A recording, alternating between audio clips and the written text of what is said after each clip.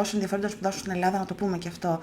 Παλιότερα υπήρχαν 2 ΤΕΙ που προσφέρανε σπουδές συντήρησης στη δευτεροβάθμια εκπαίδευση. Ήταν το ΤΕΙ της Αθήνας, το Τμήμα Συντήρησης Αρχαιοτήτων και Έργων Τέχνης, το οποίο λειτουργεί από τη δεκαετία του 80, και το ΤΕΙ Ιωνίων Νήσων με ομώνυμο τμήμα συντήρησης. Ωραία.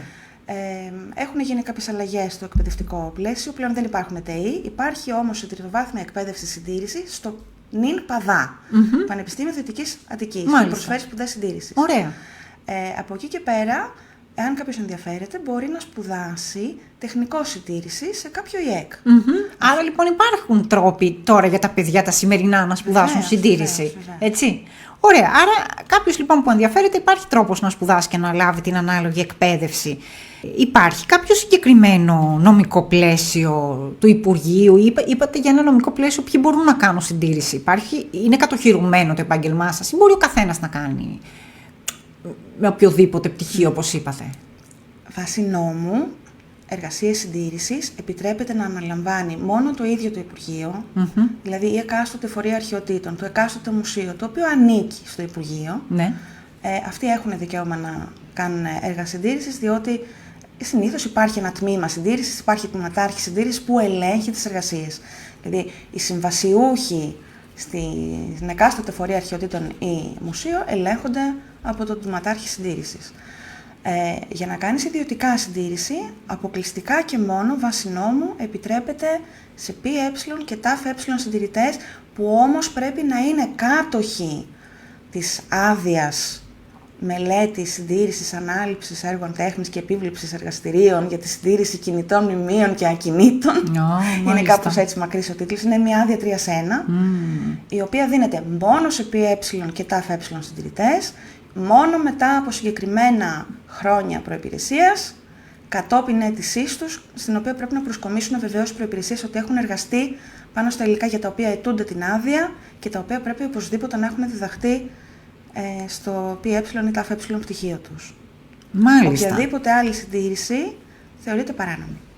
Εάν λοιπόν ένας συντηρητής ΠΕ ΤΑΦΕ αποκτήσει την εμπειρία που απαιτείται, καταθέτει τα χαρτιά του στη Διεύθυνση Συντήρησης στην Αθήνα, όπου εξετάζεται από επιτροπή που αποτελείται από καθηγητές, από άτομα του Υπουργείου, από τη Διεύθυνση Συντήρησης, μελετάται ο φάκελος του υποψηφίου και δίνεται άδεια για την ανάληψη. Για να την ενεργοποιήσει όμως και να μπορεί να αναλαμβάνει έργα συντήρησης, θα πρέπει στη συνέχεια να ανοίξει βιβλία στην εφορία, να προσκομίσει αυτά τα χαρτιά ξανά στη Διεύθυνση Συντήρησης και τότε η Διεύθυνση Συντήρησης του δίνει αριθμό μητρώου επαγγελματικής δραστηριότητας. Άρα μπορεί να κάνει και ιδιωτικές δικές του δουλειές, ας πούμε, να τα αναλαμβάνει ιδιωτικά. Ναι, μόνο όμως αν έχει την άδεια. Δηλαδή, βέβαια. Έστω ότι κάποιος μια συγκεκριμένη άδεια ασκήσεως επαγγέλματος, καταλαβαίνω τι είναι αυτή. Έτσι, που τη δίνει το Υπουργείο Πολιτισμού. Όχι ακριβώς. Ναι. Όχι ακριβώς.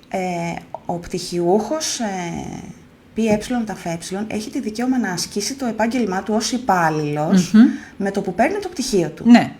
Ο πτυχιούχος από ΙΕΚ, πλέον ΣΑΕΚ, όπως μετονομάστηκε, έχει δικαίωμα να ασκήσει το επάγγελμά του ως υπάλληλος με το που πάρει την πιστοποίηση, γιατί δεν εξετάσει πιστοποίησης μετά την ολοκλήρωση των σπουδών τους. Ναι.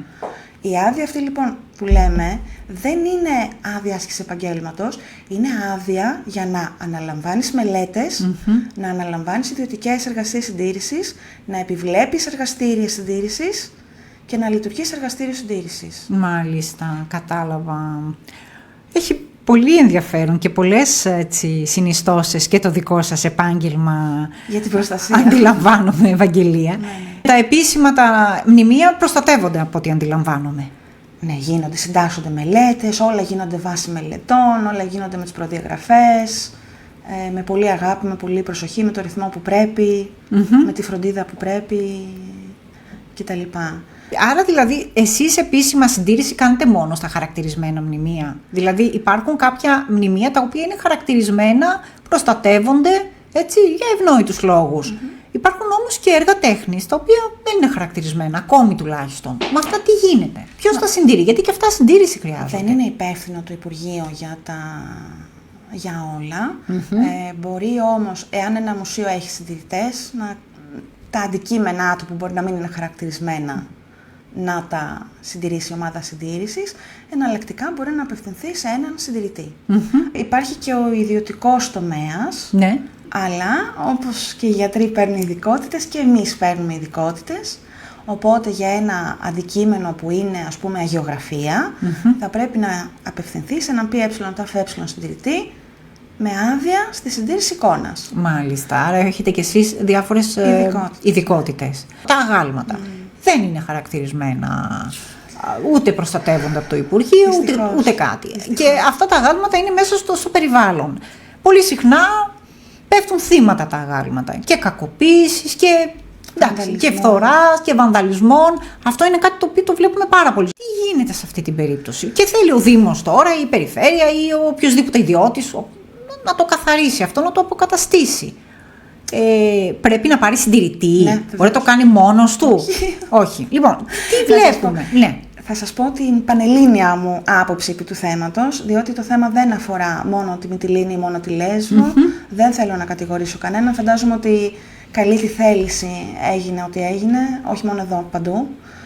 Αλλά αυτό που έχω παρατηρήσει, δυστυχώς, είναι ότι πολλοί δεν γνωρίζουν, και δεν μιλάμε μόνο για τα γλυπτά, τα οποία δυστυχώς, όπως είπατε, δεν προστατεύονται από κανένα νόμο, δεν είναι κηρυγμένα.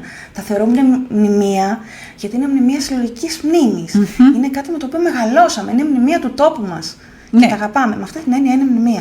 Αλλά νομικώς πολλά δεν είναι κατοχυρωμένα ως μνημεία για να προστατεύονται. Ναι. Οπότε, δυστυχώς, ο κάτοχος του μνημείου, που πολλές φορές αν είναι γλυπτό ανήκει στο Δήμο, αν είναι σε μια πλατεία, κοινότητα, ναι. Σε κάποιο σχολείο, αν είναι μέσα στο προαύλιο του χώρου. Σωστά. Ή ένα κτίριο ιδιωτικό. Υπάρχουν τόσα κτίρια παλιά, τα οποία δεν είναι κηρυγμένα, αλλά ο κόσμος τα αγαπάει, οπότε είναι μνημείο συλλογικής μνήμης για εμένα. Δυστυχώς όμως γίνονται επεμβάσεις από μη συντηρητές. Ναι.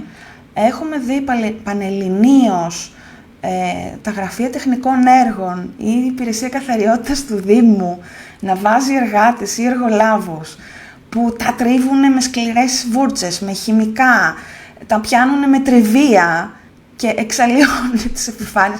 Δεν ξέρω αν πρέπει να γελάσω ή να κλάψω, η κατάσταση είναι τραγική. Το καταλαβαίνω αυτό που λέτε. Και η φθορά είναι μη αναστρέψιμη. Αυτό που λες πάντως εδώ, επειδή πολλές φορές τα αγάλματά μας έχουν μια τάση να πέφτουν θύματα κακοποίησης, δηλαδή μπογιές, αυτά, γραψίματα, διάφορα τέλος πάντων. Έχουμε δει διάφορους να τα καθαρίζουν με αυτόν τον τρόπο που περιγράφεις, δηλαδή, εντάξει, δεν ξέρω. Όχι, δεν πρέπει. Πρέπει. Ηθικώς δεν πρέπει. Μόνο ο συντηρητής μπορεί να ξέρει ποιες είναι οι φυσικοχημικές διεργασίες που επηρέασαν το μνημείο και να... Γιατί πολλές φορές, ακόμα και ένα τετραγωνικό εκατοστό μπορεί να πρέπει να αλλάξουμε τη σύσταση των χημικών που χρησιμοποιούμε. Αν δεν είσαι συντηρητής δεν μπορείς να το ξέρεις. Να το ξέρεις. Και η τεχνική συντήρηση, για παράδειγμα, που είναι καταπληκτικοί συνάδελφοι, ουσιαστικά διδάσκονται πώς να αντιμετωπίζουν τις φθορές, αλλά πάντα υπό καθοδήγηση. Δηλαδή ο συντηρητής είναι αυτός που θα πρέπει να πει άλλαξε τη σύσταση, βάλε αυτό. Ναι, μάλιστα. Βεβαίως, να καθοδηγήσει, να κάνει τη μελέτη. Γι' αυτό και ο νόμος... Έχει την εποπτεία δηλαδή όλης της διαδικασίας. Ο νόμος το ορίζει αυτό. Ναι. Ότι οι ΔΕΕ συνάδελφοι μπορούν να κάνουν επεμβάσεις μόνο υπό την καθοδήγηση και εποπτεία. Είναι βοηθή ουσιαστικά, έτσι. Εντάξει, δεν θα ήθελα να χρησιμοποιήσω τον όρο βοηθή, γιατί υπάρχουν συνάδελφοι που εργάζονται πάρα πολλά χρόνια, έχουν καταπληκτικό χέρι, καταπληκτική αντίληψη και τρομερή εμπειρία. Βέβαια. Καλό είναι να μην υπάρχουν αντιπαλότητες μεταξύ και όλοι να συνεργαζόμαστε αρμονικά. Ο καθένας που λειτουργεί μέσα σε μια ομάδα έχει τη δική του συμβολή. Αλλά ο νόμος ορίζει αυτό που σας είπα.